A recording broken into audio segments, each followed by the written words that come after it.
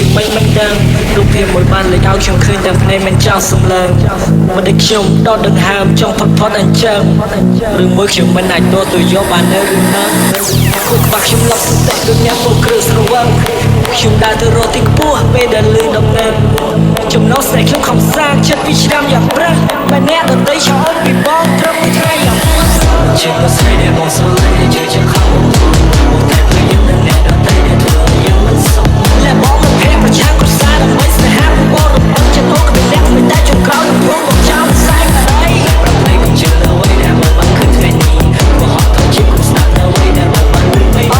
ប្រហែលថ្ងៃនេះបងគ្រាន់តែសោះទេក្នុងរោងចាំថ្ងៃស្អែកបែរថ្ងៃស្អែកបងនៅតែឃើញនៅជាមួយគេ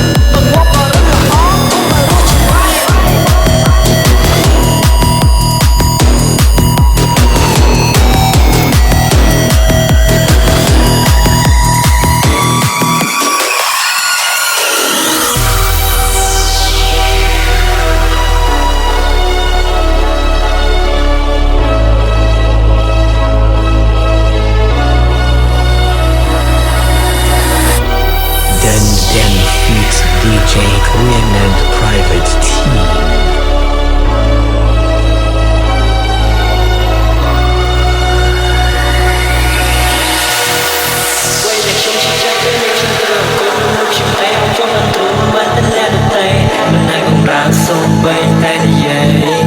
Có đam mê, xin cái đấy dốc sửa hai cho của mình vẫn tôi